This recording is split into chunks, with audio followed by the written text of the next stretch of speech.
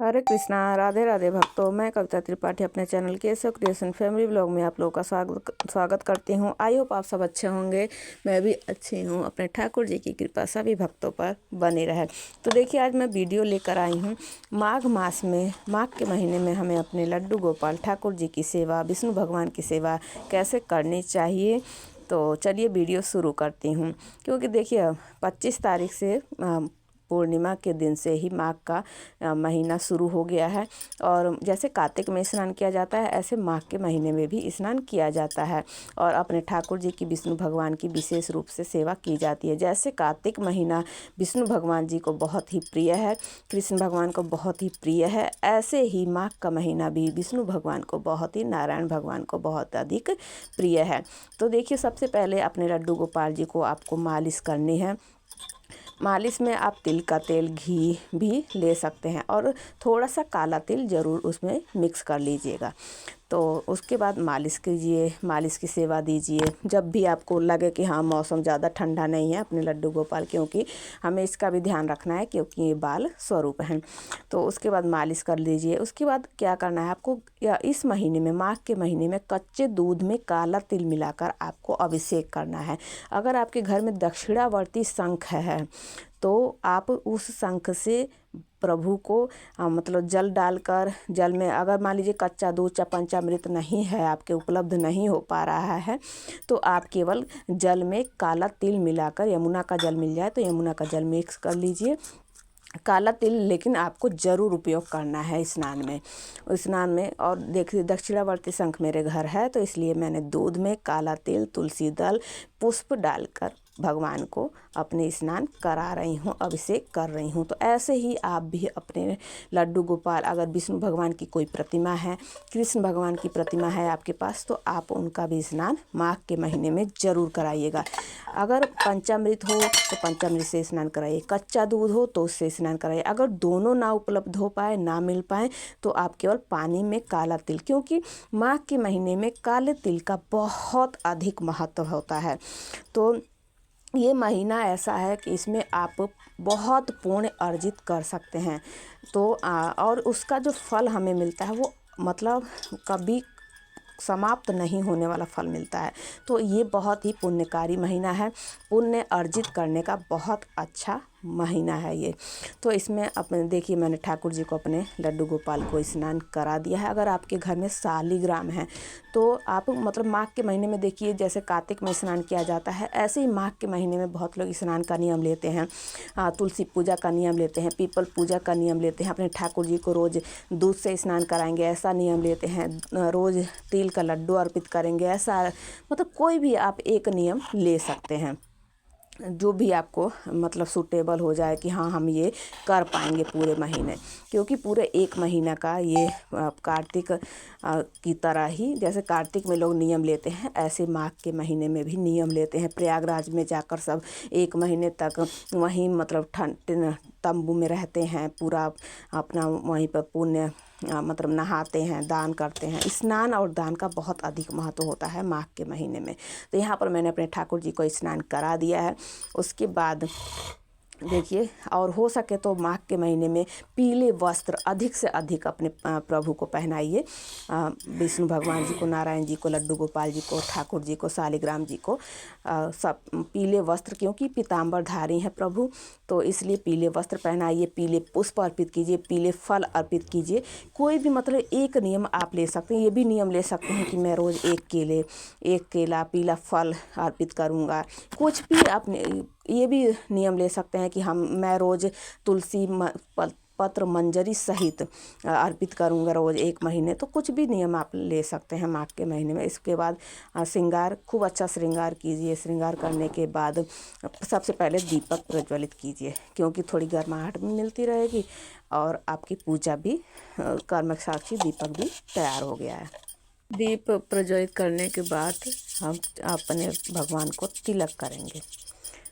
दीप धूप पहले दीप धूप प्रज्वलित कीजिए, दीप जलाने के बाद धूप जलाइए। धूप जलाने के बाद उसके बाद हम करेंगे तिलक। तो तिलक आप देखिए, मतलब रोली का, चंदन का, हल्दी का, कोई भी तिलक कर सकते हैं अपने लड्डू गोपाल को, अपने विष्णु भगवान को।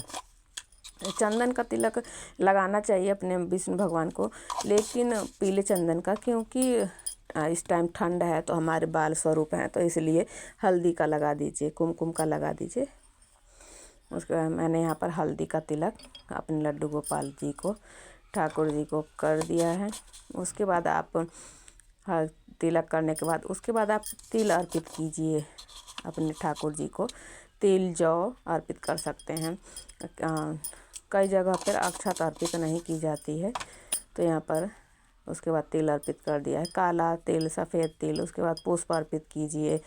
पीला फूल मिल जाए तो पीला फूल आप अर्पित ज़रूर कीजिएगा माघ के महीने में, क्योंकि पीली जो चीज़ें होती हैं, पीले वस्त्र, पीले फूल माँ प्रभु को बहुत ही अधिक प्रिय होते हैं, पीला कलर। उसके बाद देखिए यहाँ पर दीपक पे भी थोड़ा थोड़ा पुष्प अर्पित कर दिया है। तो देखिए माघ का महीना बहुत ही पुण्यकारी, पुण्य अर्जित करने का बहुत अधिक, बहुत मतलब पुण्यकारी महीना है माघ का महीना। तो यहाँ पर आप फूल अर्पित कर दिया है मैंने। उसके बाद देखिए मतलब माघ के महीने में तिल के लड्डू अर्पित कीजिए अपने, मतलब भोग लगाइए। तिल से बनी चीज़ें भगवान को भोग लगाइए। जैसे कुछ भी आप बनाते हैं तो उसमें तिल हल्का सा डाल दीजिए। तो तिल का भोग आप तिल से बनी चीज़ों का, तिल के लड्डू का भोग आपको ज़रूर लगाना है माघ के महीने में। इस टाइम मतलब शकरकंदी का भोग लगाइए। और देखिए इत्र ज़रूर लगाइए अपने ठाकुर जी का श्रृंगार करने के बाद। इत्र से क्या होता है, मतलब इत्र क्या होता है, सुगंधित होता है, तो इत्र ज़रूर हमें अर्पित करना चाहिए। वहाँ का वातावरण भी अच्छा रहेगा और आप मतलब पॉजिटिविटी आएगी। तो उसके बाद दर्पण सेवा दीजिए, क्योंकि इठलाते हुए, मुस्कुराते हुए मतलब दर्पण दिखाइए अपने ठाकुर जी को। उसके बाद ऐसे मतलब आप देखिए अपने मतलब जो भी। और देखिए उसके बाद तुलसी दल आपको अगर मंजरी सहित मिल जाए तो वो ज़रूर अपने ठाकुर जी को ज़रूर अर्पित कीजिएगा।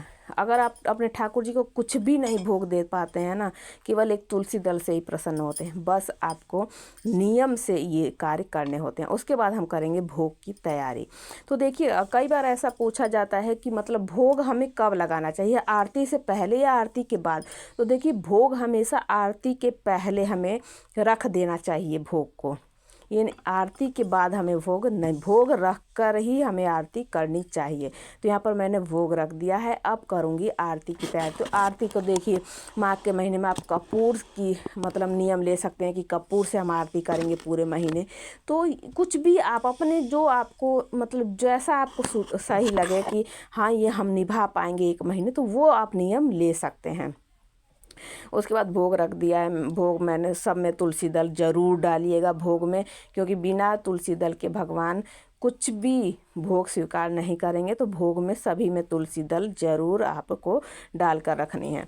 उसके बाद करेंगे आरती। तो आरती आप ओम जय जगदीश हरे, आरती कुंज बिहारी की जो भी आरती तो बाके बिहारी तेरी आरती गाओ, मतलब जो भी आपको आरती आती हो वो आरती आप ज़रूर कीजिए। उसके बाद धूप दिखाइए आरती करने के बाद। उसके बाद आरती करने के बाद हमें आरती को ठंडा ज़रूर करना होता है।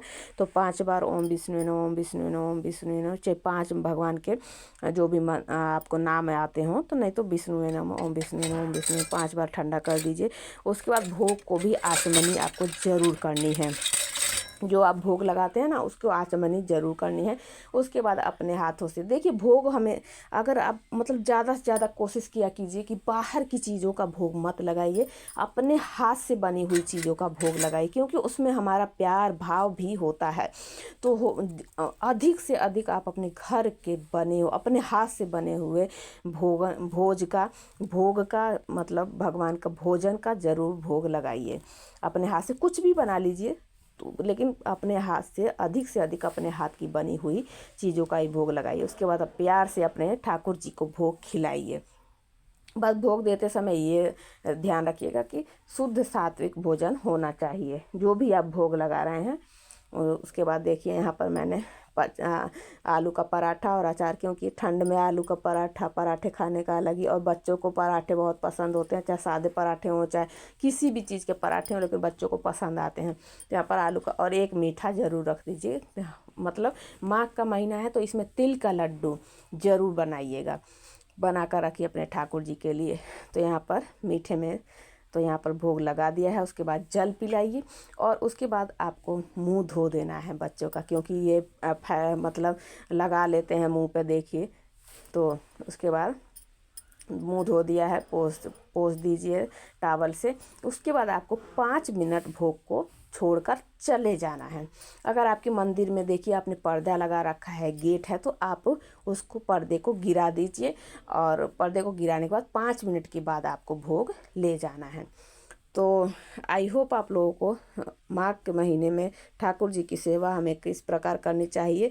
तो देखिए, दक्षिणावर्ती शंख से दोबारा बता देती हूँ, दक्षिणावर्ती शंख से अपने ठाकुर जी को जरूर स्नान कराइएगा माघ के महीने में। तो इससे क्या होता है, हमारे घर में बरकत बनी रहती है, धन संपदा की कमी नहीं होती, क्योंकि दक्षिणावर्ती शंख से हमें विष्णु भगवान को स्नान कराने से माँ लक्ष्मी प्रसन्न होती हैं। तो आई होप आप लोगों को वीडियो अच्छी लगी होगी। इसी उम्मीद के साथ वीडियो को विश्राम देती हूँ यहीं पर। मिलती हूँ अगली वीडियो में, नेक्स्ट वीडियो में। जय माता की, हरे कृष्णा, राधे राधे। ठाकुर जी सब पर कृपा बनाए रखें।